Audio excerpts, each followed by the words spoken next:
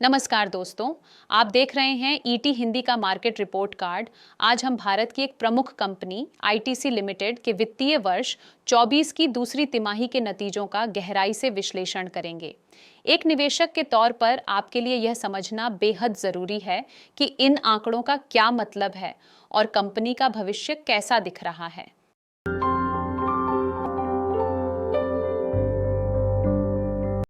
सबसे पहले एक महत्वपूर्ण बात जो आपको हमेशा ध्यान में रखनी चाहिए वह है फॉरवर्ड लुकिंग स्टेटमेंट्स यानी भविष्योन्मुखी बयान। ये कंपनी की रणनीतियों और अनुमानों पर आधारित होते हैं, लेकिन इनमें जोखिम और अनिश्चितताएं भी शामिल होती हैं। इसलिए किसी भी निवेश का निर्णय लेने से पहले इन बातों को समझना आपके लिए महत्वपूर्ण है।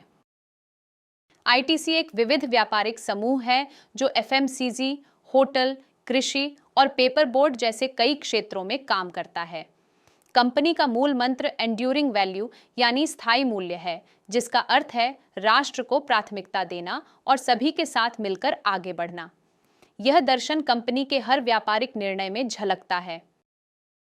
चलिए अब बात करते हैं व्यापक आर्थिक माहौल की, जो किसी भी कंपनी के प्रदर्शन को प्रभावित करता है। वैश्विक स्तर पर कुछ जोखिमों के बावजूद आर्थिक दृष्टिकोण स्थिर बना हुआ है। चीन की अर्थव्यवस्था में संरचनात्मक कमजोरी और उभरती अर्थव्यवस्थाओं में आरण संकट कुछ चिंताएं पैदा कर रहे हैं। हालांकि भारत का आर्थिक परिदृश्य काफी लचीला बना हुआ है। वित्तीय वर्ष 25 में भारत की जीडीपी वृद्धि 7.2% रहने का अनुमान है, जो पिछले वित्तीय वर्ष 24 के 8.2% से थोड़ा कम है। मजबूत बैंक और कॉरपोरेट बैलेंस शीट, उच्च विदेशी मुद्रा भंडार और सरकार की नीतिगत पहलें भारत की अर्थव्यवस्था को सहारा दे रही है। उपभोक्ता खर्च में कुछ नरमी देखी जा रही है। खाद्य मुद्रास्फीति अभी भी ऊंची बनी हुई है और यात्री वाहनों तथा दोपहिया वाहनों की खुदरा बिक्री में गिरावट आई है। जीएसटी संग्रह भी धीमा हुआ है, जो समग्र खपत में कमजोरी का संकेत देता है। उच्च आवृत्ति वाले संकेतक भी आर्थिक गतिविधि में मंदी का संकेत दे रहे हैं। ग्रामीण मजदूरी में वृद्धि धीमी हुई है, क्रेडिट कार्ड खर्च में कमी आई है और कोर सेक्टर में भी गिरावट दर्ज की गई है। अगस्त और सितंबर 2024 में असामान्य रूप से भारी बारिश ने भी स्थिति को प्रभावित किया है। संक्षेप में, व्यापक आर्थिक माहौल में कुछ सकारात्मक पहलू हैं, जैसे स्थिर विकास दृष्टिकोण और मजबूत वित्तीय क्षेत्र। लेकिन कुछ बातें हैं जिन पर आपको एक निवेशक के तौर पर नजर रखनी चाहिए, जैसे भू राजनीतिक व्यवधान, पूंजीगत व्यय, खाद्य मुद्रास्फीति और उपभोक्ता भावना। अब हम कंपनी के वित्तीय वर्ष 25 की दूसरी तिमाही के मुख्य वित्तीय परिणामों और व्यावसायिक हाइलाइट्स पर एक नजर डालते हैं। ये वह खंड है जहां आपको कंपनी के प्रदर्शन का सीधा पता चलेगा। कंपनी ने चुनौतीपूर्ण परिचालन माहौल के बावजूद लचीला प्रदर्शन किया है। ग्रॉस रेवेन्यू यानी कुल आय में 16% की मजबूत वृद्धि दर्ज की गई है। ये दर्शाता है कि कंपनी की बिक्री में अच्छी बढ़ोतरी हुई है। एबिटडा यानी ब्याज, कर, मूल्यह्रास और परिशोधन से पहले की कमाई में 5% की वृद्धि हुई है। पेपर सेगमेंट को छोड़कर एबिटडा में 6.3% की वृद्धि हुई है। यह दर्शाता है कि कंपनी अपने मुख्य परिचालन से कितना लाभ कमा रही है। प्रॉफिट बिफोर टैक्स पीबीटी यानी कर पूर्व लाभ और प्रॉफिट आफ्टर टैक्स पीएटी यानी कर पश्चात लाभ, दोनों में 3.7% की वृद्धि हुई है। Long term capital gains LTCG से संबंधित कर परिवर्तनों को समायोजित करने के बाद पीएटी में भी 3.7% की वृद्धि हुई है। यह कंपनी की समग्र लाभप्रदता को दर्शाता है। अब हम कंपनी के विभिन्न व्यावसायिक खंडों के प्रदर्शन पर विस्तार से चर्चा करेंगे। यह आपको ये समझने में मदद करेगा कि कंपनी के कौन से हिस्से अच्छा प्रदर्शन कर रहे हैं और कहां चुनौतियां हैं। हालांकि इस सेगमेंट को कुछ चुनौतियों का सामना करना पड़ा है। मांग में कमी, देश के कुछ हिस्सों में असामान्य रूप से भारी बारिश, उच्च खाद्य मुद्रास्फीति और कुछ इनपुट लागतों में तेज वृद्धि ने प्रदर्शन को प्रभावित किया है। नोटबुक सेगमेंट पर उच्च आधार प्रभाव और स्थानीय ब्रांडों की प्रतिस्पर्धा का भी असर पड़ा है। एफएमसीजी अन्य सेगमेंट का राजस्व साल दर साल 5.4% बढ़ा है और नोटबुक को छोड़कर यह 7% बढ़ा है।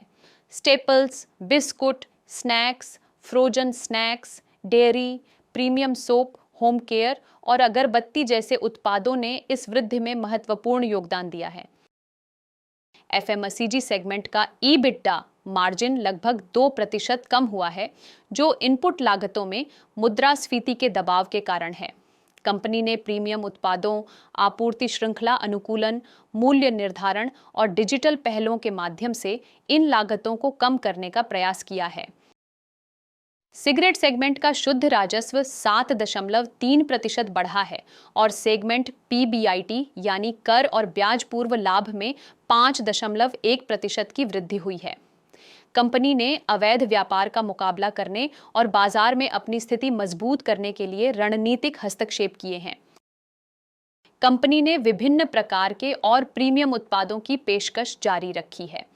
पत्ती तंबाकू की लागत में तेज वृद्धि को बेहतर उत्पाद मिश्रण, रणनीतिक लागत प्रबंधन और मूल्य निर्धारण कार्यों से आंशिक रूप से कम किया गया है। अवैध व्यापार से वसूली के कारण करों में स्थिरता भी देखी गई है। होटल सेगमेंट ने मजबूत प्रदर्शन किया है। राजस्व में 12.1% की वृद्धि हुई है और 2 साल का compound annual growth rate CAGR यानी चक्रवृद्धि वार्षिक वृद्धि दर 16.5% रही है। सेगमेंट PBIT में 20.2% की प्रभावशाली वृद्धि दर्ज की गई है। खाद्य और पेय पदार्थ, खुदरा और विवाह सेगमेंट ने इस वृद्धि को बढ़ावा दिया है। ईबिटडा मार्जिन में 70 आधार अंकों का विस्तार हुआ है, जो उच्च रेवेन्यू पर अवेलेबल रूम, रेवपार, परिचालन उत्तोलन और रणनीतिक लागत प्रबंधन के कारण है। होटल व्यवसाय के लिए एक महत्वपूर्ण अपडेट यह है कि डीमर्जर योजना को 4 अक्टूबर 2024 को national company law tribunal NCLT द्वारा स्वीकृत कर दिया गया है। यह डीमर्जर निवेशकों के लिए होटल व्यवसाय में सीधे निवेश का अवसर प्रदान कर सकता है। कंपनी एसेट राइट रणनीति का पालन कर रही है, जिसके तहत वह प्रबंधन अनुबंधों के माध्यम से अपने होटल पोर्टफोलियो का विस्तार कर रही है। पिछले 24 महीनों में 30 नए होटल जोड़े गए हैं और अगले 24 महीनों में 28 और होटल जोड़ने की योजना है। कृषि व्यवसाय सेगमेंट का राजस्व 47% बढ़ा है, जो लीफ टोबैको और वैल्यू एडेड एग्री उत्पादों के कारण है। सेगमेंट PBIT में 27.5% की वृद्धि हुई है। लीफ टोबैको के निर्यात में मजबूत वृद्धि और नए व्यावसायिक विकास ने इस सेगमेंट को गति दी है।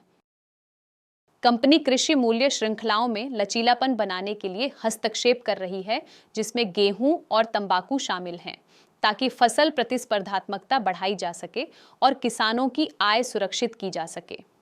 मैसूर में एक अत्याधुनिक सुविधा भी चालू की गई है, जो निकोटीन उत्पादों के निर्माण और निर्यात के लिए है।